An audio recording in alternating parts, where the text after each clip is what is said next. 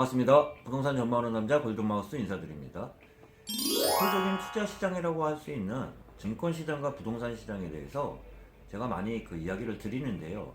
최근 요즘엔 좋은 얘기를 드릴 수 있는 상황은 아니에요. 순 안 좋은 얘기만 나오지만 그래도 투자자 입장에서는 정확한 정보를 알아야 대비를 할 수 있기 때문에 대표적으로 오늘 나온 증권 시장과 부동산 시장에 대해서 이야기를 한번 나눠보도록 하겠습니다.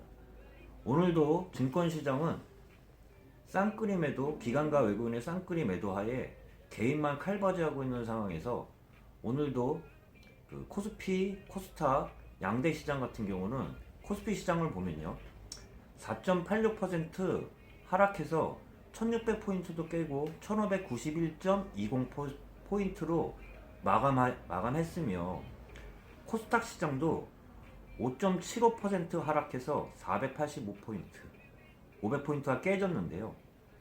아까 투자자 동향을 잠깐 말씀드린 것처럼 양대 기관이라고 할 수 있는 외국인과 기관은 쌍끌이 매도하에 개인은 9천억 가까이를 매수하면서 혼자 칼바지를 하고 있는데요. 이 투자자 동향을 보면 장중 코스피 지수가 어떻게 흘러갔을지, 이런 시장 하에서는 시초가 대비 좋을 수가 없잖아요. 계속 흘러내렸다는 말씀과 함께 대표적으로 투자 시장의 양대 시장이라고 할 수 있는 부동산 시장에 대해서도 잠깐 말씀드려보면, 제가 작년에 부동산 상승 요인과 하락 요인에 대해서 많이 말씀을 드렸는데요.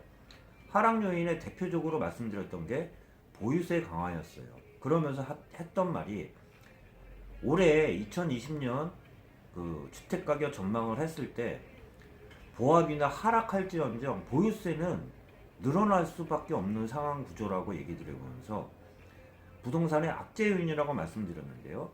오늘 국토교통부에서 발표한 2020년도 공공주택 변동률을 발표를 했는데, 제가 우려한 것처럼 지금 최근에 경기 악화와 더불어 부동산에 대해서 상승률이 작년보다도 더 높아졌다는 말씀 드려보면서 이야기를 계속 이어가도록 하겠습니다.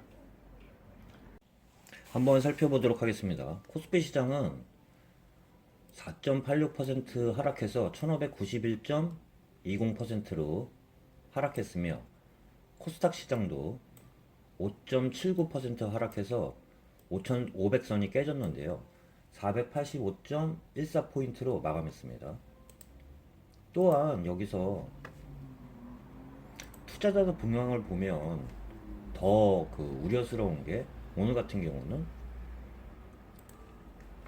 외국인과 기관이 쌍끌이 매도가 있는 가운데 개인만 받았어요. 지금 상황이 개인만 받았다는 얘기가, 개인이 9천억 가까이를 매수한 가운데 외국인하고 기관은 쌍끌이 매도, 이런 시장은 장중 보면 5분봉을 한번 볼까요? 이거는 일간 지수고요, 코스피 지수인데요. 오늘도 시초가 대비 쭉 밀려가지고 계속 음봉을 나타냈다는 얘기가 이 얘기고요. 이 하에서, 이런 투자자 동향 하에서는 당일 매수 지수를 봐도 좋을 수가 없어요. 이 시초가 대비 보면, 시초가 대비 계속 밀린 거, 끝까지 밀렸던 상황이라고 보면, 이 투자자 동향을 봐도 안 봐도 이렇게 될 거라고 좀 얘기 드려보면서, 코스피 시장도 마찬가지 시장이라고 보면서, 코스피 시장 같은 경우도 계속 밀렸다는 얘기 드려볼 수 있을 것 같습니다. 또한 증권 시장도 증권 시장이지만 부동산 시장을 봐도 제가 걱정됐던 대표적인 악재 요인이라고 말씀드렸던 게, 지금 2020년 이표 같은 경우는 국토교통부 자료인데요. 2020년 공공주택 가격 현황을 보면, 제가 말씀드린 전국적으로는 이거는 2019년, 이 밑에가 2020년인데요.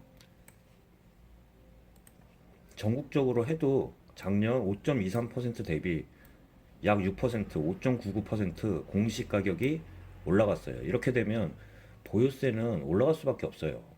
제가 우려됐던 것처럼 올해 주택 가격이 보합이나 하락을 해도 공시 가격이 올라감으로써 보유세는 올라간다고, 이게 악재 요인이라고 말씀드렸던 게 이 요인인데요. 상승률을 한번 보도록 하겠습니다. 서울 쪽이 유독 크다고 얘기 드렸잖아요. 작년 대비해서도 올해는 더 올라간 걸로 볼 수 있습니다. 작년 같은 경우는 14.01%였지만 올해는 공동주택 가격 그 상승률을 보면 14.75%로 작년보다도 더 컸는데요. 이 지도를 봐도 마찬가지로 딱 보여요. 보면 이게 수도권이고 이쪽이 서울인데요. 점점 빨갈수록 상승률이 높다는 건데요. 대표적으로 보면 서울 지역과 세종, 대정 지역이 높은 걸로 볼 수 있습니다. 파란 거 같은 경우는 하락 공시 가격이 하락한 건데 강원도는 많이 빠졌네요. 마이너스 7% 가까이 빠졌으면서 부울경이라고 할 수 있는 게 아무래도 경기 여건이 좋지 않기 때문에 상승률이, 울산 같은 경우도 마이너스 1.51% 하락했으며 경남도 마이너스 3.79% 하락, 부산은 상승을 했지만 상승폭은 크지는 않아요. 0.06% 상승에 그쳤고요. 제주 같은 경우도 하락했고요. 전북, 충북, 경북, 대구 이렇게 하락한 가운데 서울, 경기, 인천 대부분 제가 좀 표시한 거는 상승했다고 보면서 상승률을 보면 유독 높은 게 서울인데요.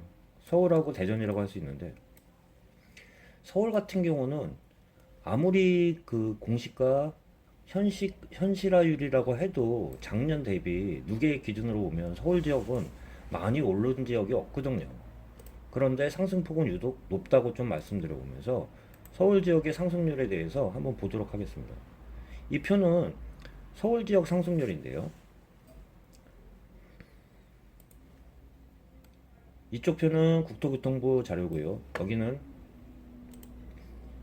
한국감정원의 연간 유대 상승률, 아파트, 이건 아파트입니다. 주택은 아니지만 아파트 상승률을 같이 보고 보여드리고 있는데요. 서울 지역은 아까 14.75% 상승했다고 그랬잖아요.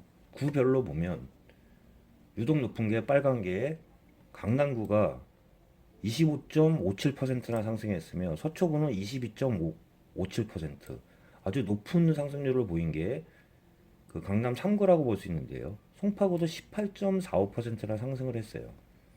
그런데 제가 전에 한번 올려드렸던 누계의 아파트 가격 변동률을 보면 동남권의 서초 같은 경우는 2018년도는 많이 상승했지만 2017년도는 그렇게 크게 상승한 지역이 아니거든요. 이 표를 보면 서초는 2019년도 대비 0.12% 상승했고요. 강남은 오히려 마이너스 0.04% 상승했고 송파는 0.08, 강동도 마이너스 2.37로 하락한 지역이 동남권인데요. 근데 유독 공시지가 상승률을 보면 강동 한번 살펴보도록 하겠습니다. 다시 한번 보면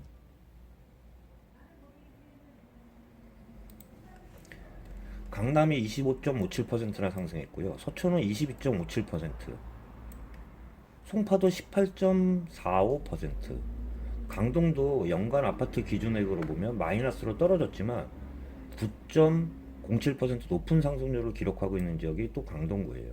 전체적으로 보시다시피 서울시 평균이 14.75%나 상승을 했는데요. 도봉이나 노원이나 색깔로 보면 짙을수록 상승률이 높은 거고요. 엷을수록 상승률은 좀 작지만 평균적으로 봐도 강남 3구, 강남 4구가 유독 상승률이 높다고 좀 말씀드려 볼 수 있습니다. 또한 보면 대표적으로 마영성이라고 할 수 있는 용산도 10% 이상의 상승률을 기록하고 있어요. 성동구도 마찬가지고요. 광진구도 13.19% 상승했고요. 마용성이라고 할 수 있는 마포 같은 경우도 12.31%. 대부분 높은 상승률을 기록하고 있다고 좀 말씀드려보면서, 또한 이 지역이 아파트 기준이지만 주택은 아니지만요, 아파트로 봤을 때 상승률이 높냐 제가 말씀드려보면, 용산 같은 경우는 18년도 기준으로 해서 약 10% 가까이 9.99% 높은 상승률을 기록했지만 19년도 대비해서는 마이너스 0.31% 떨어진 지역이거든요. 광진도 마찬가지고요. 근데 광진이 지금 그 아파트 상승률은 미비했지만 그 공시가 공동주택 공시가격 상승률을 보면 2019년도 대비해서도 유독 높다고 말씀드려보면서, 이렇기 때문에 제가 아파트 대비 그 올해 주택 가격을 전망을 할 때 하락 요인의 대표적인 요인이라고 얘기 드려보면서, 오늘 발표한 자료를 보면 2019년도 그 주택 가격 대비겠지만 아파트 가격 상승률을 연간 기준 변동률을 봐도 유독 19년도 대비해서도 유독 높다는 말씀 한번 드려보면서, 그 대표적으로 투자 그 양대 대표라고 할 수 있는 주택 시장과 부동산 시장과 증권 시장에 대해서 크게 한번 드렸는데요. 전체적으로는 최근에는 좋은 얘기가 나올 게 없다고 다시 한번 말씀드려보면서, 그 증권 시장도 지금 바닥 찾기라고 지금 말씀드릴 수 있는 상황은 아니에요. 아직은 제가 그 전 영상에 말씀드린 것처럼 골드만삭스의 미국 그 그 전망률을 봐도 1분기는 그 보합권을 유지하고 있지만 1분기, 2분기, 3분기, 4분기 보면 최악은 2분기가 될 거라고 골드만삭스 미국 그 경제기 전망을 하면서, 3분기부터는 살아나면서 연간 기준으로 해서는 그 전망률이 플러스로 간신히 유지할 거라고 보면 2분기가 최악이라고 볼 수 있는데요. 2분기는 3월에서 6월 정도가 우리나라도 가장 안 좋을 거라고 말씀드려보면서, 또한 마지막으로 증권은 바로바로 반영하는 시장이라고 보면, 이 바닥 찾기 끝났고 쉽게 말해서 지금 코로나 영향이 벗어났다 그러면 벌써 반등을 하고 있을 거예요. 그 상황은 요 그 기준이 어느 시점인지는 대략 아까 골드만삭스가 말씀드린 2분기가 최악이라고 말씀드려보면 2분기 안에는 바닥은 나오지 않을까, 그런 얘기 드려보면서, 또한 부동산 시장도 보유세가 강화되면서 지금 주택 가격은 보합권을 유지하고 약간의 그 상승률을 유지하고 있지만, 최대 악재 요인은 제가 말씀드린 보유세라고 그랬는데요. 보유세는 작년도 그 연간 기준을 대비해서도 높은 상승률을 기록하고 있는 지역이 서울 지역이라고 좀 말씀드려보면서, 이러한 영향으로 인해서 주택 가격에도 좋지 않은 악재 요인으로 작용할 거라는 말을 다시 한번 드려보면서, 남은 시간 편안한 시간 되시길 바라면서 다시 다음 영상으로 찾아뵙고 인사드리도록 하겠습니다. 네, 골든마우스였습니다.